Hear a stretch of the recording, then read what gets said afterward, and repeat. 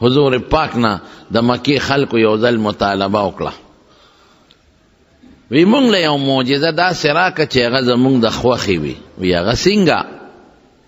وی هغه داسې چې مونږ او ته ناست یو او د اسمان نه یو کاغذ زمونږ په نوم راشي، د خط مونږ ورته ګورو چې د اسمان نه را روان دی، او هغه د مونږ په نومونی، مثلا د ابوجهل په نومې، او خدای ورته خط راولیږي، مونږ ګورو چې خط د هغه ځای نه را روان شو، مونږ له راورسېد، او په هغې کې لیکلي چې دا زما پیغمبر د ایمان پرې راوړی.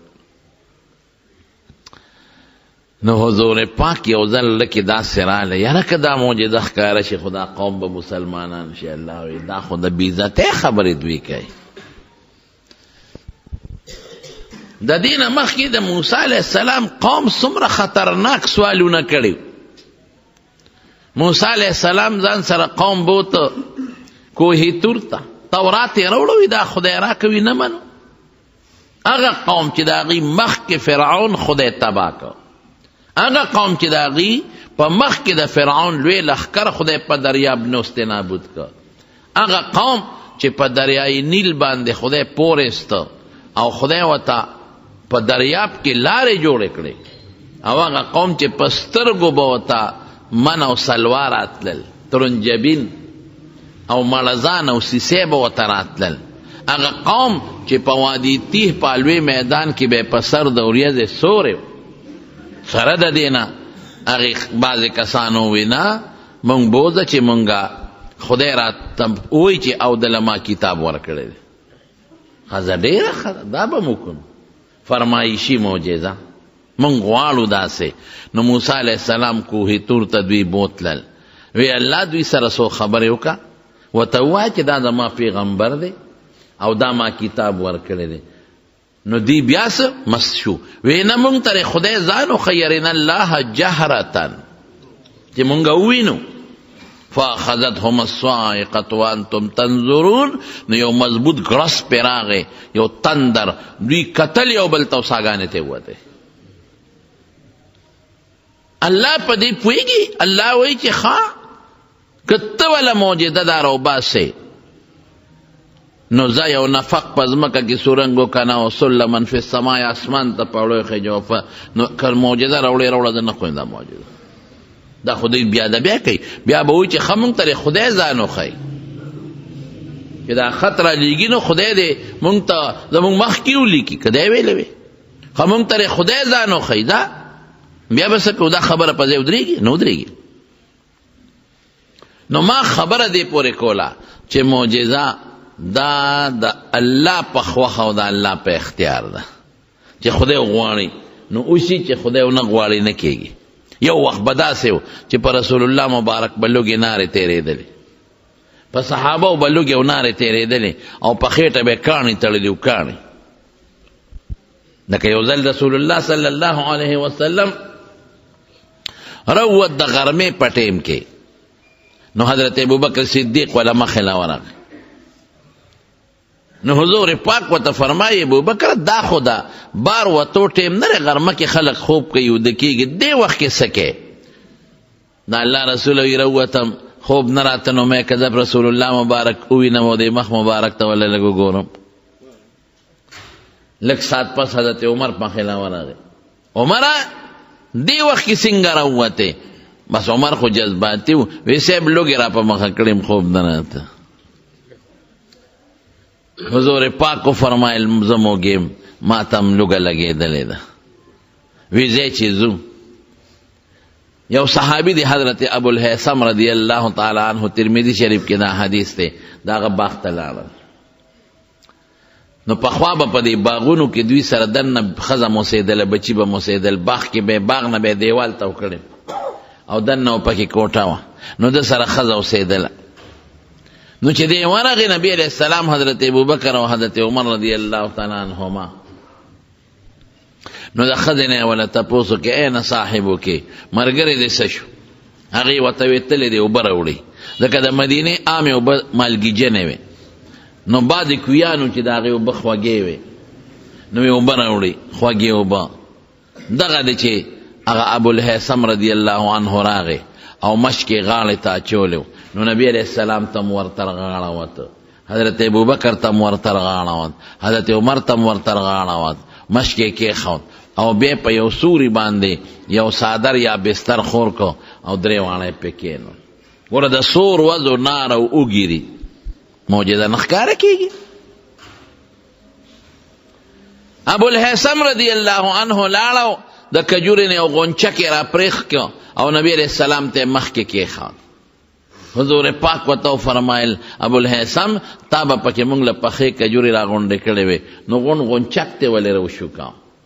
وی د الله رسول زما دا ارمان دی چې تاسو ځان له خپله پکې خوښې کې، که پخې خورئ که کچه خورئ، او بوسر ورته وي نیم پخته چې کم یم خوښي، او بیا چاړه را واغېسته او څاروي یې ولالالو. نو حضور پاک ولا آواز ورکو، وی هلکه ګورې ته خو موږ له څاروی لالې ګډه یا چیلې، خو ګورې ذاتو در د پیو والا لاله نه کې چې تاسو له پی کوئ. هغه وی ښه، نو چیلې یا ګډې ولا لال که، نو هغه پوخ کو. نو نبی علیہ السلام حضرت ابوبکر حضرت عمر هغه غوښه وخوړله او لږ خوب یې موکو او د هغه مشک نه اوبه وڅښلې په کنډول باندې. نو سوی ګوره د سور ورځو اوږې او نار، او صحابه د سور ورځې اوږې او نار چې په خېټو یې کاڼي تړلي. حضور پاک وفرمایل وی هذا من النعیم، دا هغه نعمت دی الذي تسألون عنه یوم القیامه، وی د دې نعمت به د قیامت پر ورځ خدای تپوس کوي. یخې اوبه دي، ماء بارد، او یخ او خوږ سوری دی او خوراک در باندې خدای خوړ. یعنی قسم دی چې حضور پاک له خدای داسې خوی ورکړی چې د الله د نعمت به ډیر زیات قدر کاو.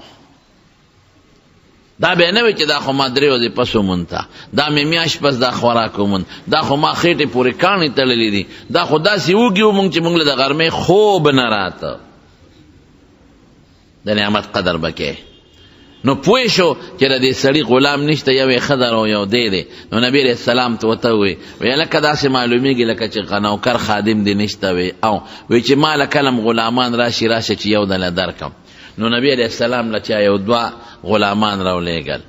نو دی خبر شو، نو ورغی وی د الله رسول تاسو ویلي یو دا 2 غلامان دی، اختر یو پکې خوښ کا، ایهما شئت چې کم دی خوښ یې دان له خوښ کا. هغه وی د الله رسول ترا له خوښ کا. نو پیغمبر علیہ السلام فرمایل خدای بوزه دا مې په منځ لیدلی دی، دا منځګزار دی، دا پکې بوزه. نو خو ګورې واستوصي به معروفا، نیکي ورسره کوه، خیر ورته ورسوه. ګورې مطلب دا چې ورسره ښه سلوک کوه، خوراک ورکوه، اوبه ورکوه، کار پې کم کوه، غصه ورته مه کوه، وهیمه.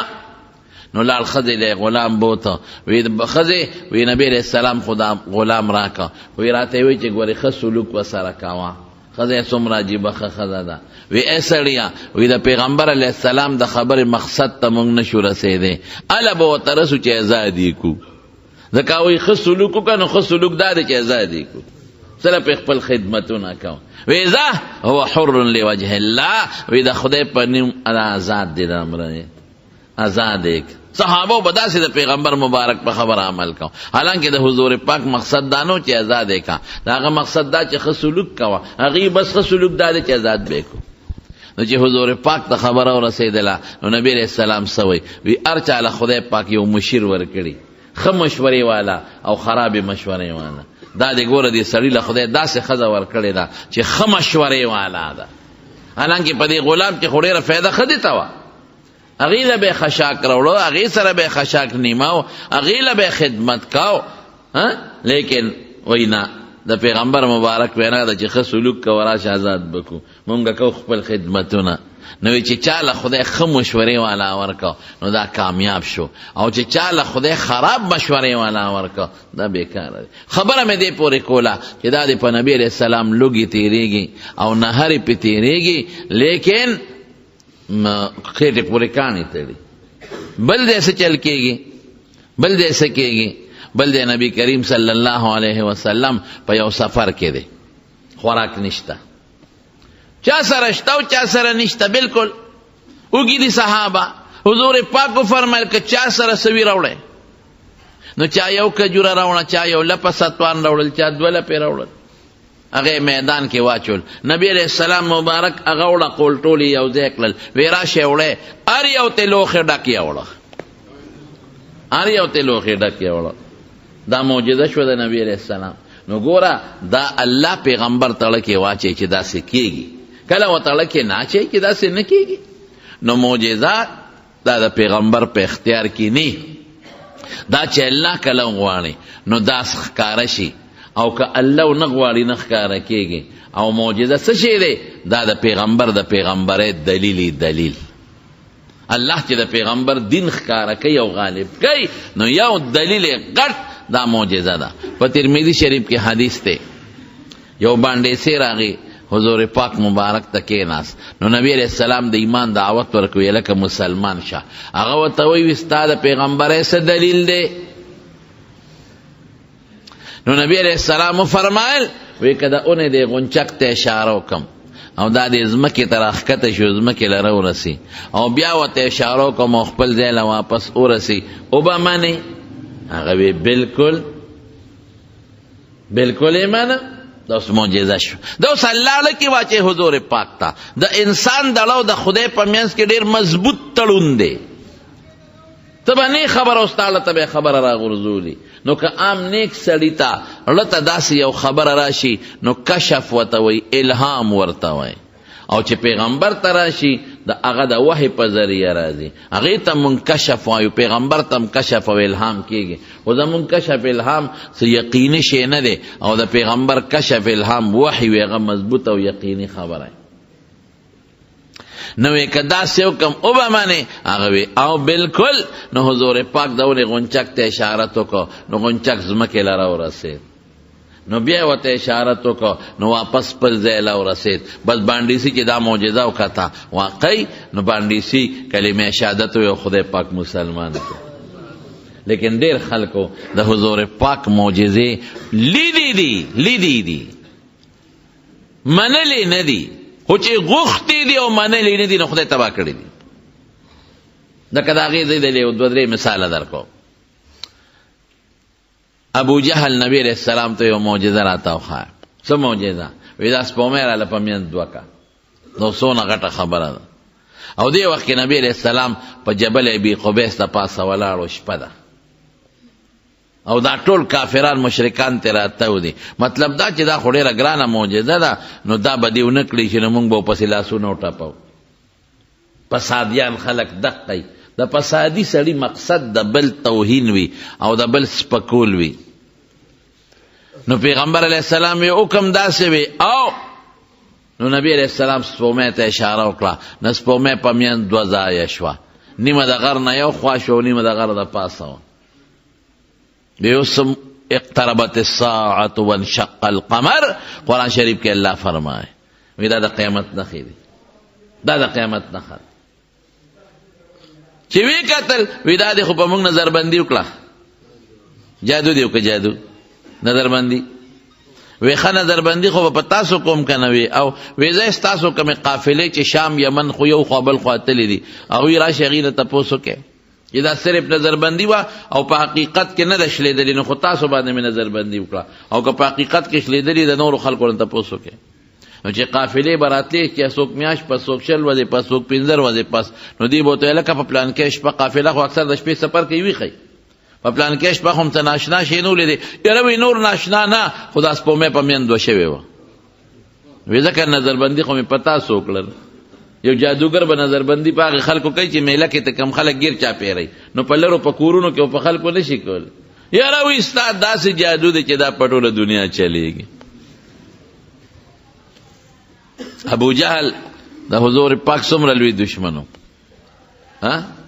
دومره لوی دشمن چې هغه د پیغمبر او د هغه مقصد سو مشري ختمې ده.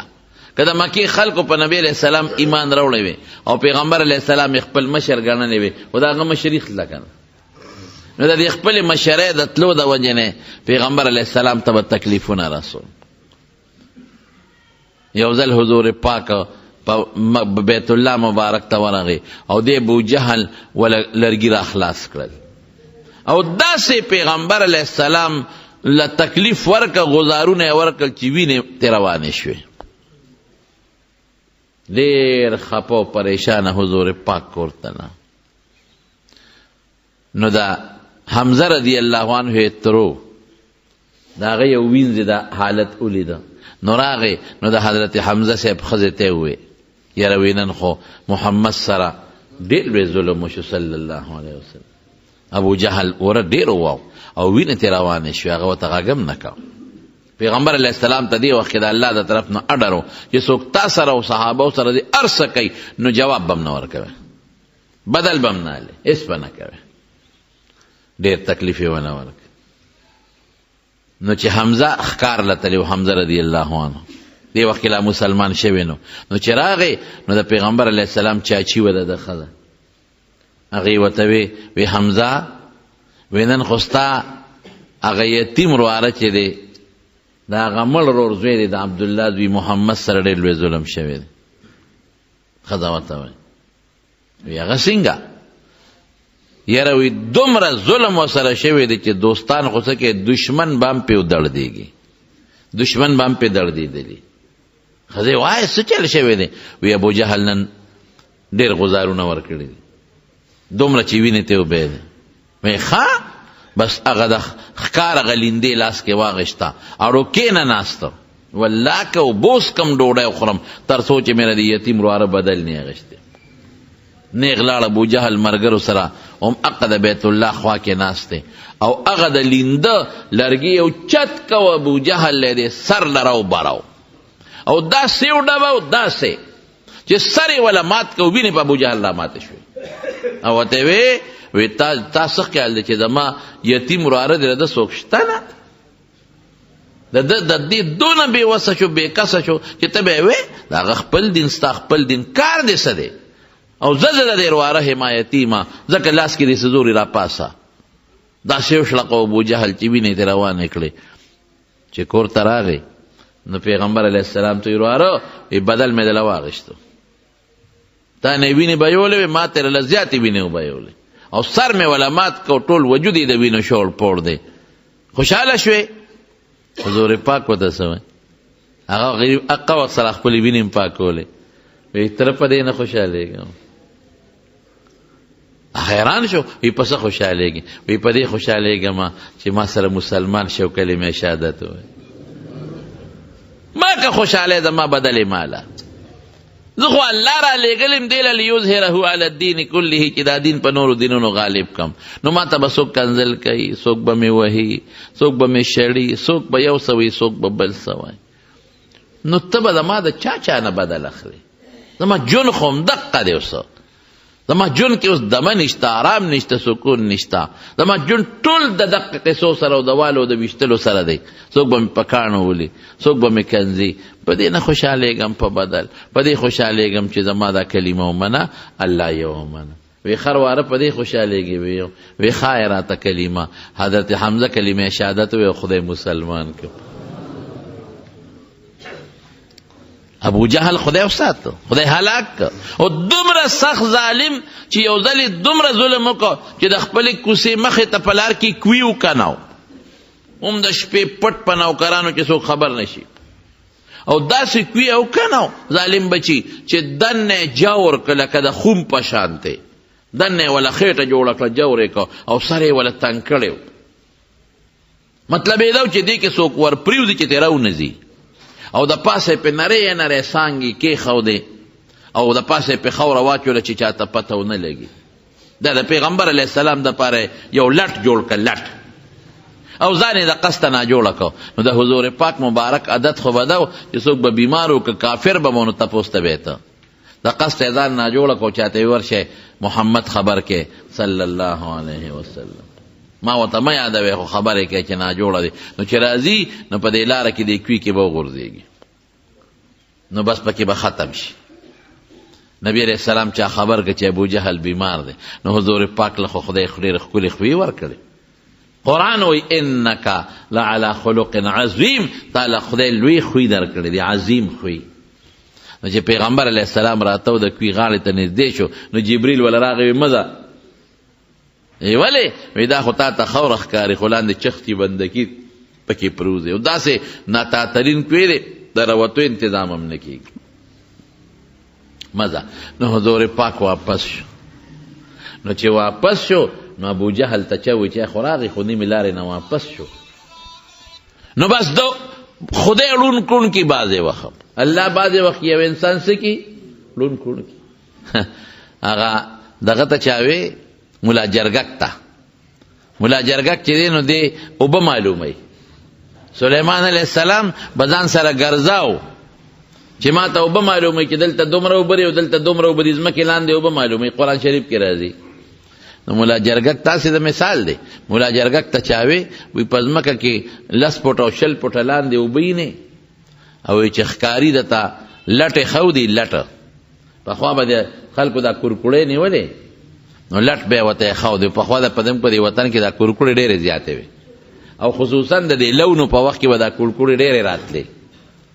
نو موږ هم واړو دي خلکو به ورته لټونه یې ښودل نو هغه لټ به داسې جوړ کړه چې هغه به یې په شګو کې پټ کړه او صرف دانه به بره ښکارېده چې کورکوړه به راله او په هغه ځای به کېناسته نو لټ به پرې راتاو شو نو ګیره به شوه.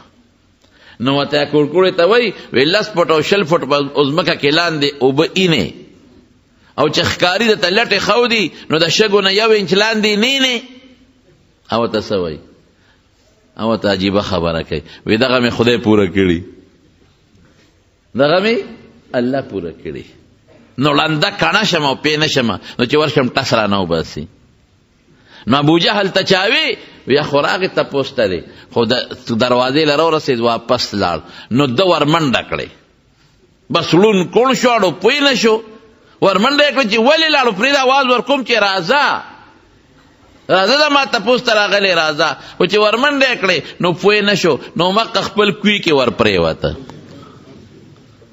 عبدالرحمن بابا وی کنه وی کوی مکه نه د بل سړي په لار کې چېرې ستا به د کوهي په غاړه لار شي بل ته کنده کنی نو خدای به دې پکې وغورځوي. نو حضور پاک ته کنده کدوله نو پکې وغورځېد. نو چې پکې وغورځېده اوهو دا څه شو نو خلک راتل رستې نو رستې چا شو هغه خو د خپله یو لوی دغه جوړ کړی یو لټ جوړ کړی هغې خو سر تنګ او ویښې لاندې نه پلنو او چې کومو مزدورانو کار وکړو هغې خو دې په پوړی درمپایه راوختل او درمپایه هم راوچته کړه. اوس به راوځي څنګه نو رسۍ به یې ښکته کړه نو رسۍ چا رایستې شوه خو چې څوک به په غاړه به ور پرېوته غاړه به نور هم ور پرېوته هېڅ انتظام نه کېده او دې وي مړ شوم پکې دننه چغې وی نه رسۍ کې باندې راوځي ځکه غاړه داسې تنګه وه نو دننه خېټه وه که نه نه شو رستی. نو د ظالم په خپل آواز وکړه وی محمد راولی بغیر د هغه نه مې بل څوک نشي راوستی صلی الله علیه وسلم. نو حضور پاک ته چاوی راشه هغه سړی کوی کې پروت دی او ته چل ورسره وکړه یاره خو د دواړو جهانو مبارک سردار که زه وی که نه مې خبره که چل ورسره کوم نو ما به ورسره سم چل کړی د یو څو سسکورې به مې دا غاړه والې وه چې ودرېږه چې په دا کوی کې دې خاښ کم یا غونډ دا بشیرجان مې پې ورغورځاو چې ورګه چې سم برابر شي. نو نبی علیہ السلام مبارک ورته ودرېده وی راو دې باسم وی خدای دپاره وی په دې شرط به دې راو باسم چې ایمان به راوړې دا اوس ایمان راوړې نو دې لاس باندې دې راو باسم دا لاس در ښکته کوم او په دې لاس کې دې نیسم بار دې راو باسم او که ایمان نه راوړې نو تکړه شه وی راوړم واده ده. نو رسول الله مبارک لاس ورښکته کړه اوچته یې کړه او یو روایت کې راځي چې رسۍ ورښکته کړه او په هغې یې دا راوویې سپاره طریقه چې یو معجزه شوه د حضور پاک یو معجزه شوه نو چې راویویسته وایي شاه اوس کلمه وایه که نه یاره وی ډېر غټ جادوګرې ډېر جادو چلیږي وی نه منه. ابو جهل چې د حضور پاک نه فرمایشي معجزې غوښتې وی لیدلې چې او دا معجزې خو د دې پیغمبر شته وی نه منلې بدر کې خدای داسې مردار که داسې رونیو چې هېڅوک بچي او ټول ته وتښتېدل بدر کې مردار شو. عبدالله ابن مسعود رضی الله عنه وی حضور پاک فرمایل چې یاره څوک به لاړ شي چې د ابو جهل حال ماله راوړي ځکه دا عفرا زامنو وی چې موږ وجلی دی نو وی ما وی چې د الله رسوله زه ورځم نو وی ورلمه نو د کافرانو لاشونه پراتو نو مې اړول راړول نو د ابو جهل لاش پکې راووته نو وی دې داسې و چې یخ شوی و لاس پویه کار نه کو خو بس قریب الموت قریب المرګ. نو یو وخت کې مال یو سپېړه را کړې وه، نو مې چې ورېږه خپل بدل خو ته مخکې علم، نو په دې سینه مې ولا یو خپل مضبوط ټوپ مې ولا په سینه ووه. نو یې ما ته وایي چې د پلانکې زوی کنځل یې وکړل. څوک یې؟ مې چې زه خو عبدالله ابن مسعود یم. نو څه وایي هغه وخت کبر ډېر خطرناک شی دی. وایي په سینه یې لاس کېښود، وایي دومره غټه سینه به د بل چا لیدي؟ وی ما ورته چې سینه دې پرېږده غټه ده او که وړه ده خو سر ده نه پرې کوم. وی څه پې کې؟ ما وی نبي علیه السلام لی وړم، قبر ډېر خطرناک شی دی. وی ښه چې پرې کې نو دا دې ویښ کې پرې که دې سینې سره چې زما سر په نورو سرونو کې پروت وي نو د سردار سر به ښکاري. ګوره قبر ته وی مې چې دار باندې م پوره کوم، خو دا تپوس ته نه کوم چې د حضور پاک متعلق دی اوس څه خیال دی. اوس خو دله ملګري ټول مکې ته وتښتېدل او دقه سر ده نه پرې کوم پرېږدم دی نه، اوس ته څه خیال دی؟ وی ما ته وایي په هغه خپلو خدایانو یې قسم وخوړه، وی چې په کومه ورځ نبي علیه السلام د پیغمبرۍ دعوه کړې وه او په هغه ورځ مې څومره بدي شو اوس مې هغسې بدي شي. دا سپیرو په زړه چې مهر جباریت ولګي که نه. یو حدیث پاک کې راځي نبی علیہ السلام فرمایي په ترمذی شریف کې دا حدیث هم دی چې یو انسان ګناه وکړي نو پړې یو داغ پیدا شي، دا د ګناه د وجې نه. نو که دې توبه وباسي او استغفار ووایي نو دا داغ ته خدای ختم کړي، او که دې توبه ونه باسي استغفار ونه وایي نو بیا ورپسې بله ګناه وکړي نو داغ لږ نور زیات شي. نو که بیا توبه وباسي استغفار ووایي نو دا زړه والا خدای پاک او صفا کړي، خو چې توبه ونه باسي او استغفار ونه وایي نو داغ پاتې شي. نو چې بیا ګناه وکړي نو دا داغ پرې ورو ورو زیاتېږي، بیا ګناه وکړي ورو ورو زیاتېږي نو د اړې تک تور شي تور. ختم الله علی قلوبهم، بس خدای والا تور کو. خو خدای قصدن چا سره ظلم نه کوي، خدای پچا زیاتې نه کوي. الله پاک دا اړه تور که دا داغ یې ولګو خو د چا د وجې نه داغ ولګو؟ د ده د ګناه د وجې نه. کلا بل ران علی قلوبهم ما کانوا یکسبون، چې دې کومه ګناه کوي د هغې ګناه د وجې په زړه داغونه پیدا کېږي او زیاتېږي. نو چې لږ تک تور شي د ګناه د وجې نو باس بیا دې بس مهر جباریت دې ته وایي. لږ تور شو تک تور. دا لته چې دا دین او د علم کومه لاره وه نو هغه لاره بنده شوه. نو د ابوجهل له تور وړو نو سر مې ته پرې کړم او حضور پاک ته مې مخکې وغورځاو او ما وی هذا رأس عدو الله ابي جهل، دا الله رسول دا د خدای د دشمن د ابوجهل سر دی سر. نو د مارونو خبره مې تاسو ته دې خبرې پورې کوله د پیغمبر علیه السلام معجزه. نو معجزه دا د حضور پاک د پیغمبر علیه السلام د پیغمبرۍ دلیل او ډېرې زیاتې معجزې د نبی علیه السلام مبارک کاره شوي. دا د نورو پیغمبرانو وې، خو یو څیز دی د نورو پیغمبرانو ډېرې معجزې وې خو چې هغه پیغمبر تللی دی معجزه مو سره تللی ده. او د حضور پاک یو څو معجزې داسې دي چې که هغه تلیم دی نو شته معجزې شته. لکه زه به یو مثال درکړم.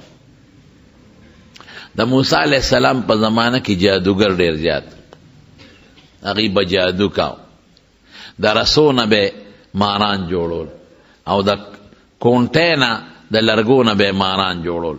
د سحر لوی رواج و پکې او خلک د سحر نه مجبور و. ساحرانو له به پیسې ورکولې، دولت به یې وله ورکاو. نو خدای پاک د موسی علیه السلام په لاس کې داسې معجزه ښکاره کړه چې د زمانې ټول جادوګر توبهګار کړل. موسی علیه السلام چې کله د فرعون دربار ته ورسېد او ورته وی چې موږ دواړه زه او زما ورور هارون علیه السلام د خدای پیغمبران یو، نو هغې ونه منه. نو موسی علیه السلام ورته کونټۍ وغورځوله، د هغې نه یو اجدها خامار جوړ شو. چې اجدها خامار ته جوړ شو نو فرعون منډې کړې. اوهو خدای دا څه په جنجال وړېدو، دا شیخ خو نه راوچته نه کړي. هله موسی شی نیسه مار راونیسه، ګورې په موږ پسې راغی. زمون بعضې تفسیرونه لیکلي دستونه شو او څوک وایي اویا شو څوک وایي اویا زره دا ما وی چا شمېرلی دي د دستونه به چا شمېرل څه لکه مطلب دا دی چې د یارې نه په سړي خامخا دستونه لګي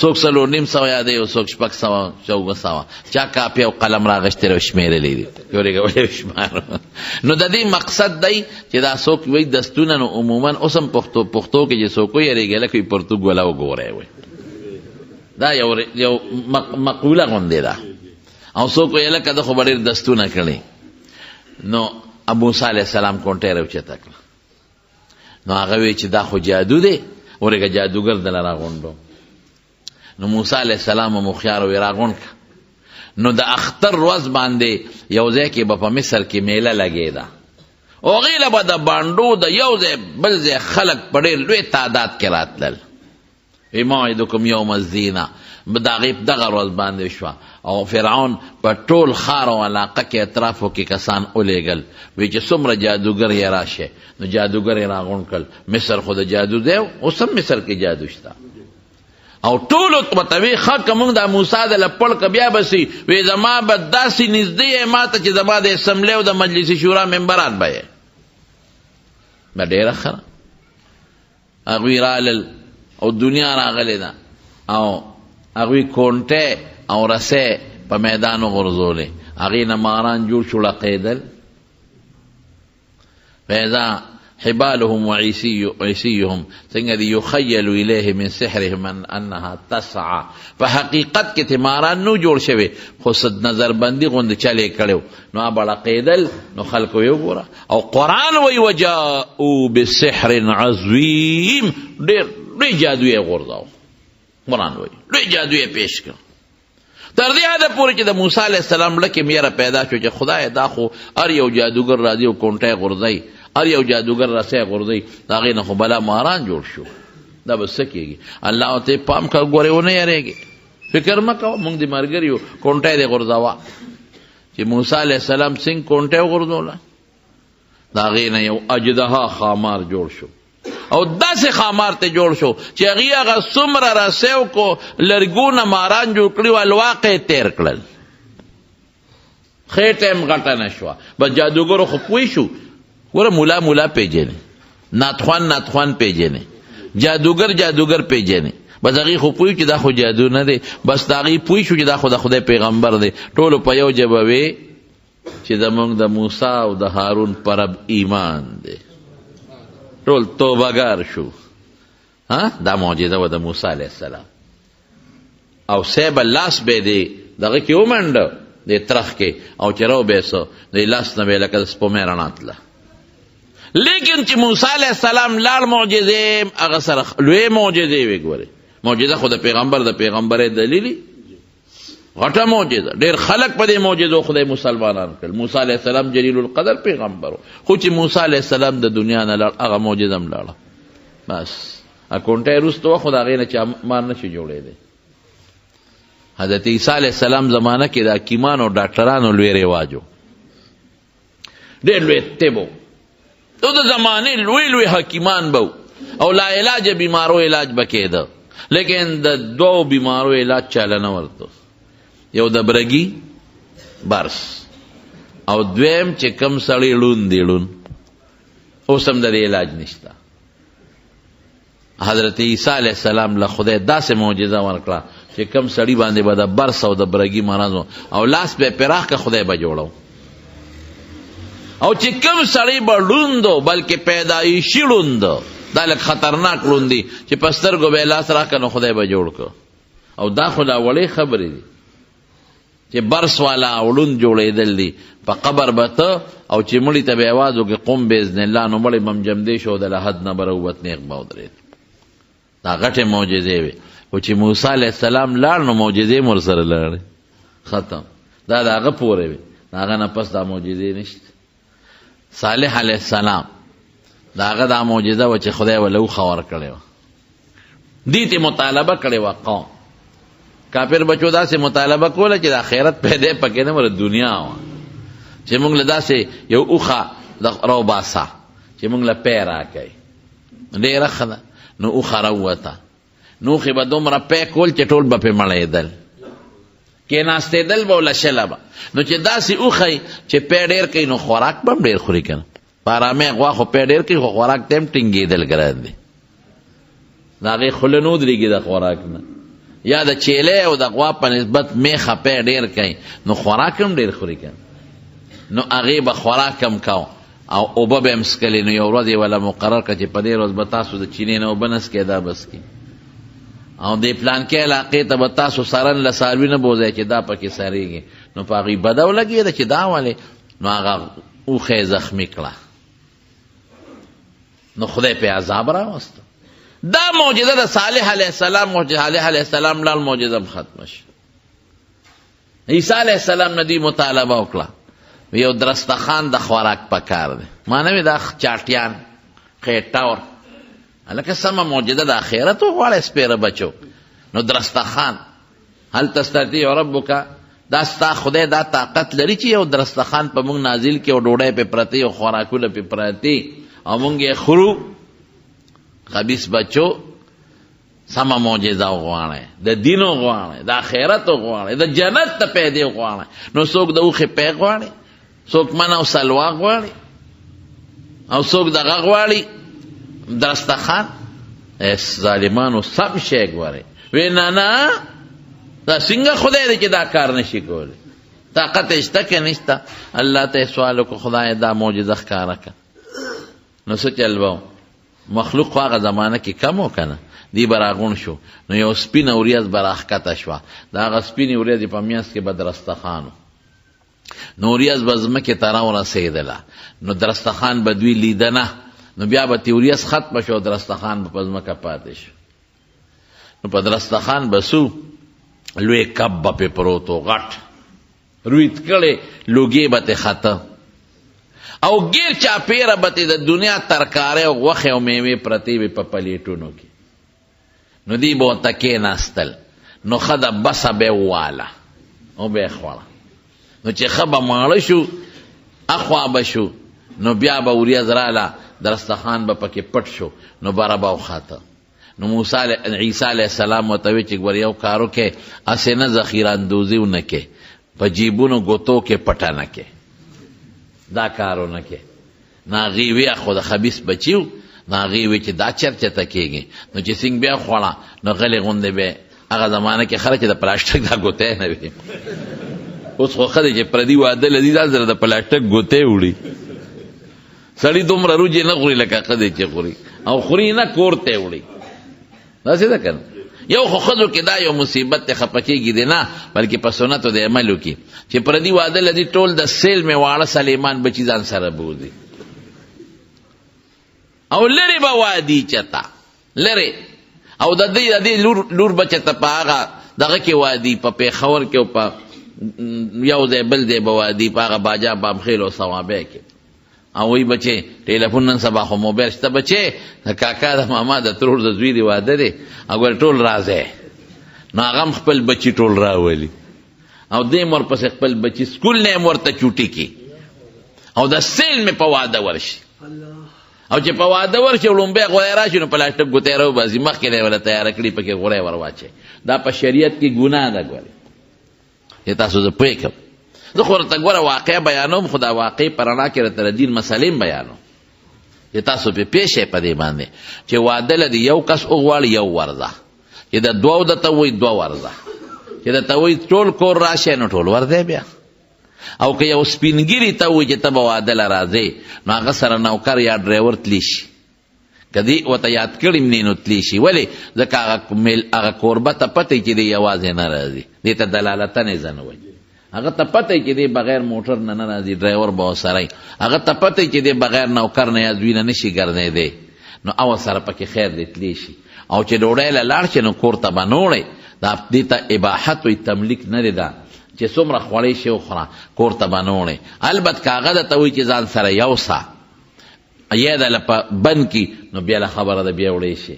نور چې ډوډۍ له دې وغواړي نو کور ته وړل منع دي په شریعت کې، دا ګناه ده. ګوره وروڼو د دې مسلو نه ځان لږ خبر کړئ، حلال او د حرام ډېر خیال ساتئ. په حرام خدای ډېر خفه کېږي. او رسول الله مبارک فرمایي وی کومه غوښه چې د حرامو نه زرغون شي بس اور ورسره مناسب دی چې اور یې وخوري. نو حرامو نه ځان ساتئ. بعضې څیز معمولي غوندې شبهه پکې راشي او حرام بشي درته او تاله به لوی تاوان د آخرت درکوي. زمونږ خلک ته ځان نه ساتي. نو یو په دې ودونو کې دا خیال ساتئ. دا ډېر لوی مصیبت دی. نابللې مواده بالکل نه دی. په دې پېښور کې دا جنټلمینان نه دي. جنټلمین پېژنئ؟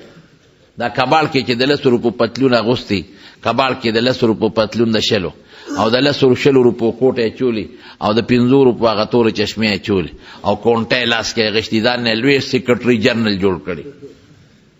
نور غریب له اردوم نه ورځي خو شکل جوړ کی بوټان پالش کی او د اتوار پرس په شادي حال مفتو کې وردن نشي. هلته خو شادي حال کې ډوډۍ وي کنه، په شادي حال ورشي داسې شکل یې جوړ کړی چې هغې ورته رنه سلوټ کوي. سلام علیکم. زوی وایي د پلار به مې میل وایي او پلار وایي د زوی به مې میل وایي او هغه داسې شکل جوړ کړی. خو پوره پولټیکلي جج ښکاري، هغه سیکرټري جنرل ښکاري. هغه ته څوک ویلی شي چې تا کاډو خایا ښه مدېدار لاړ شي ډوډۍ وخوري او وښکو باندې جبه ومږي وروځي په خېټه لاس راکاږي بیا په بل شادي حال ورشي بیا په بل ورشي. دا ډېره لویه ګناه ده او جرم دی.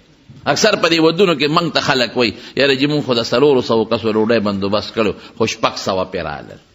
موږ خو د 400 کړو 800 پرې رالل. نو د 800 د اسمان نه شیطانان خو نه راکوزېږي چې هغې یې خوري. دا بې دعوته خوري، بې دعوته پردی ډوډۍ تلل دا په شریعت کې ګناه ده. دا ناروا دی او حرام دی. دې له بالکل نه ورځئ چې دعوت دله څوک درکړي نو ورځئ به. نو هغه عیسی علیه السلام ورته وایي چې خورئ دا شی خو ګورې ذخیره اندوزي به نه کوئ. نو دی به غلې غوندې د جیب نه سامان راوویسته ټوکړه موکړه او د هغې نه به یې شیدونه راواخېستل به پکې وتړل او تختول به یې کورته. نو خدای ورسره څه چل وکړه؟ الله ورسره دا چل وکړه چې بیزوګان او خنزیران ته خدای جوړ کړل. کولی شي که نه شي کولی؟ اوس هم زموږ د دې خلکو نه جوړ کړي دي خو ظاهري نه باطني ګورې دا ټول ګند دی. ګند څوک چې د خدای نه لرې دی او د الله د رسول نه لرې دی زما دا خبره چې اورې نو خدای دې پې د عمل توفیق درکړي. کوشش کوئ وروڼو چې عمل پې وکړي. عمل ډېر ضروري شی دی. یوازې په دې کار نه کېږي چې په یو غوږ یې واورې او په بل یې وباسئ.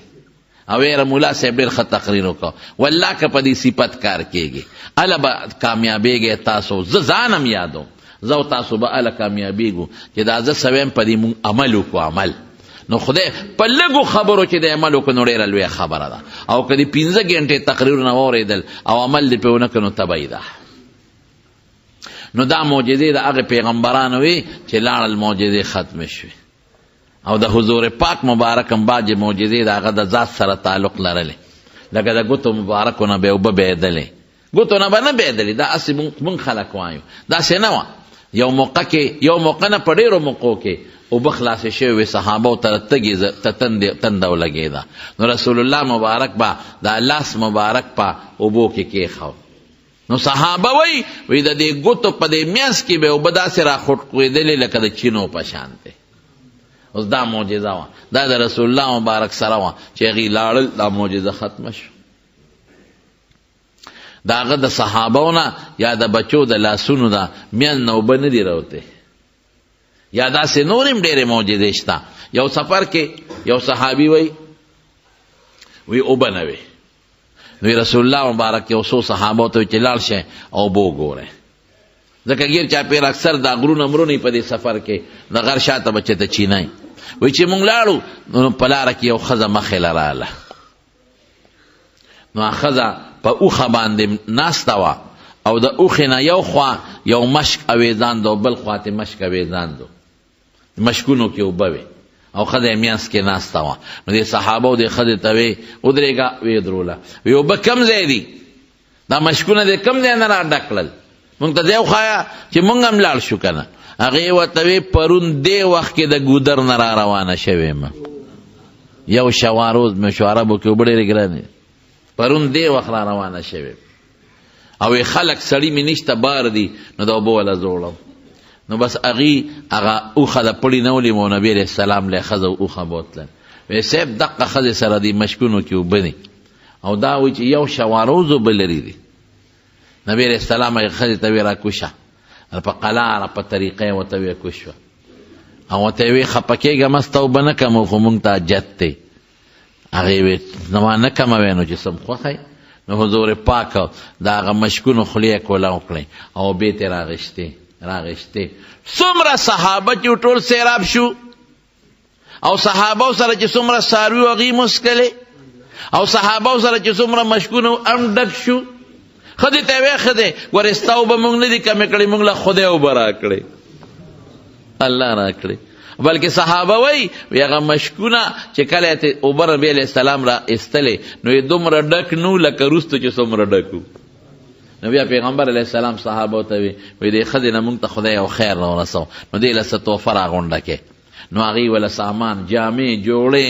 ستوان کجورې چې څو راغونډ کړل نو یو غوټه یې وله کلکه وتړله نو ښځه یې په اوښ سوره کړه او هغه غوټه یې ورته مخکې کېښوده ښځه خوشحاله شوه چې کلي ته لاړه نو خلکو ورته وی تا خو نن لیټ شوې پلانکې وی یو لاره کې یو سړی را باندې پېښ شو وی ما ورته کتل او زما اوبو سره لوبې ټوقې کېدلې دومره اوبه د مشکونو نه ووتې چې د حد نه وتې او بیا د ما مشکونه هغسې ډک دي یاره وی یا خدا هغه د آخرې زمانې پیغمبر دی رښتونی او یا غټ جادوګر دی وی د ځمکې او اسمان منځ کې د نه غټ جادوګر بل نشته او یا دا پیغمبر دی نو صحابو چې به ردې په علاقه راتلل او جهاد به یې کو نو ردې نه ګیر چاپېره به یې جهاد کو د دې ښځې قوم ته به یې غږ نه کو نو دې ښځې یو ځل دا قوم راغونډ کو وی تاسو پوهېږئ دا صحابه راځي او ګیر چاپېره په نور علاقو کې جهاد کوي او مونږ ته غږ نه کوي دا قصدن مونږ پرېږدي هغه زما د اوبو هغه شی پړه کې پروت دی نو ایمان پې نه راوړو نو دا ښځې سره ټول قوم ودرېدل